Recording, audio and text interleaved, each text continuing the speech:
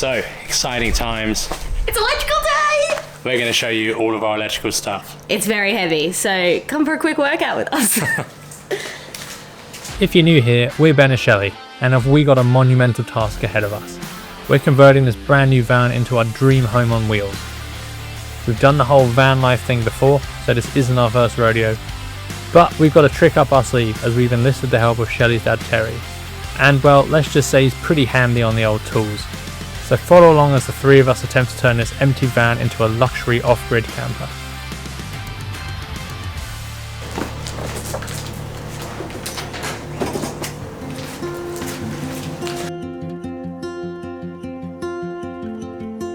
Ta-da! So if you can hear in the background, Dad is currently welding up a roof rack for us. Put it on our beautiful roof.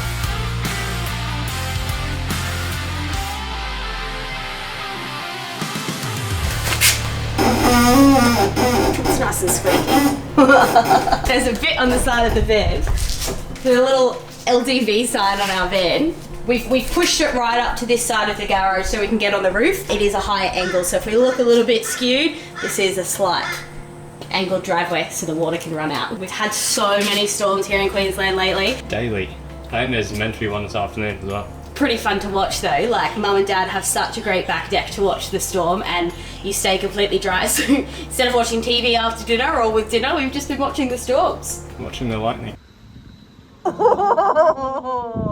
Anyway, let's get to it. And the heart of our van is all behind us. Yeah, literally. So we did tons and tons of research about what to get and what's going to work for our setup. One thing that's been really helpful doing a van up from scratch is that we've lived in a few vans previously, so we do have an idea of what our electricity needs are going to be. So in our old van, cooking, we always just had like a butane stove. We've never actually had a built-in cookware. So the induction cookware is going to take a lot more electricity. In our old van, we simply had, what was it, 220 AGM batteries. So they're low range, like a household solar panel, which isn't very efficient when it comes to everything else. We did have a 1500 watt inverter, so that was plenty to run like the NutriBullet and stuff like that. We didn't have a kettle or toaster in that van, and just our laptops. But everything ran very smoothly. Obviously, you also had the lights and the fridge and all of that general stuff that everyone has in their van. But this van, we're going induction, and we're even gonna have hot water, and that's all gonna be heated by electricity. So we needed the good guns, and that's where iTechworld have come in. So let's go through what we've got. I had to go make myself a nice coffee for this because it's hard work. So we did a lot of research, and like we said before, knowing what we wanted, there are so many different ways you can go with electrics. We're really happy to be partnering with iTechworld and super happy to have everything iTechworld, from our solar panels right down to all of our cabling, our DC inverter, and even our batteries. So we'll start with the main hub, which is our two 240 amp hour lithium batteries. So these are massive guys. They're quite heavy.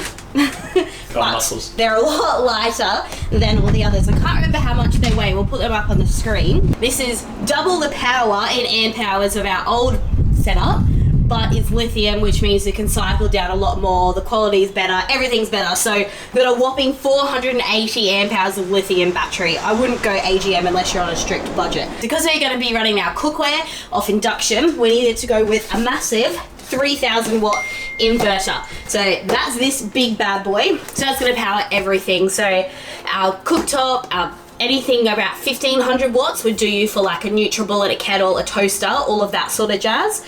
But we've gone big for our induction cooking, as well as a coffee machine. I think a coffee machine would work at 1500 depending what you've got. I can't remember, don't quote me on that, but we've gone massive, so that is awesome. So just as a side note, if you are completely lost with what I'm saying, I'll take it down right to the basics. So everything that runs off these batteries, or like when you plug into the old cigarette points of your car, that's 12 volt power.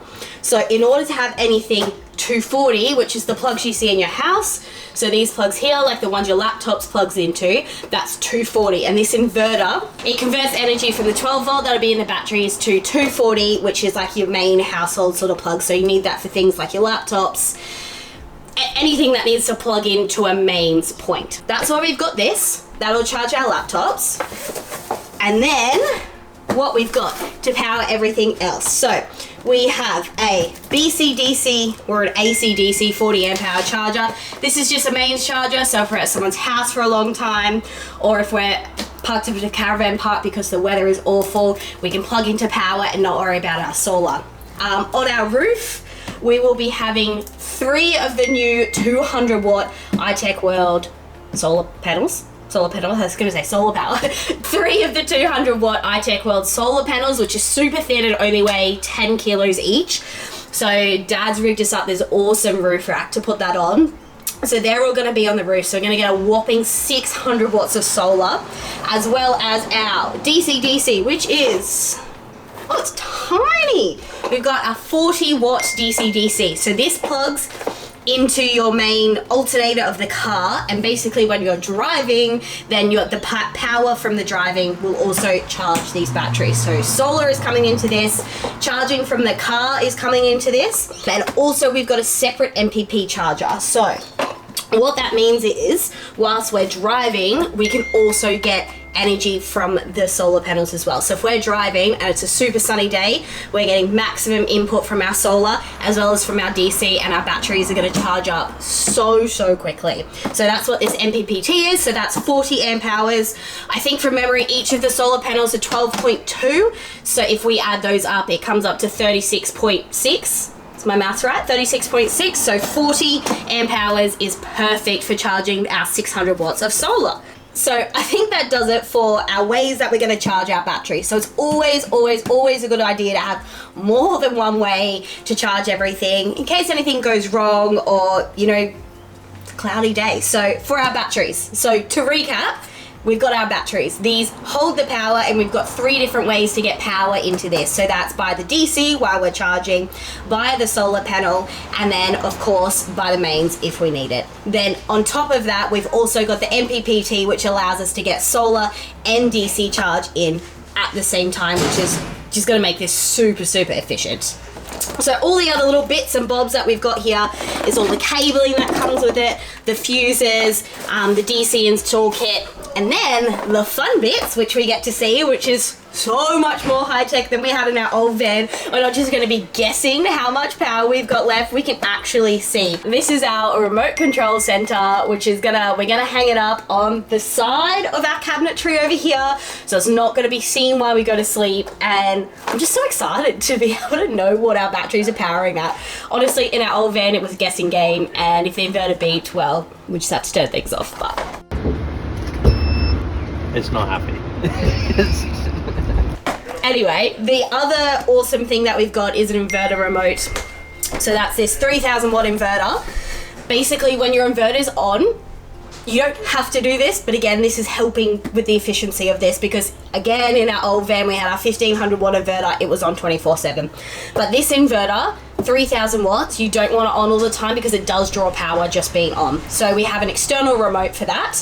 So we'll just turn it on basically when we're cooking. Inverters are generally used for your laptops and NutriBullets, like I keep saying, and a coffee machine. But basically, I've found these really good. I think they're 65 watt USB-C chargers, which are going to be able to go in through our 12 volt system, which is way more energy efficient, and that will charge both my laptop, just a MacBook Air, and Ben's top spec MacBook Pro. So that means we can charge all of that through the 12 volt, which is a lot more efficient, again, than turning on the inverter.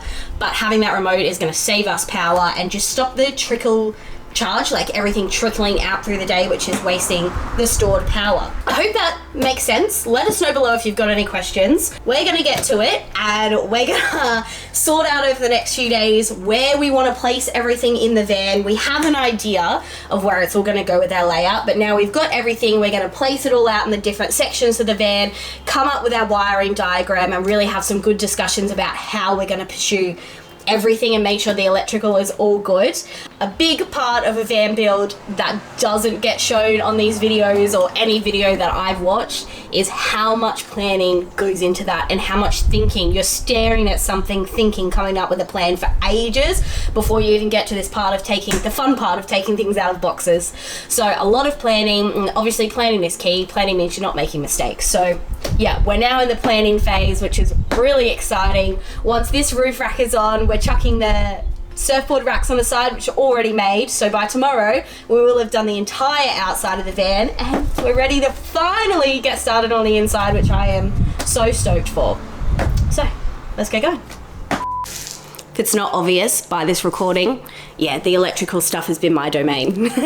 Ben's been behind the scenes doing all the editing, and I've been understanding all the maths. If you enjoyed this video, please drop a comment to let us know, hit that like and subscribe button and follow along with us. See you next time.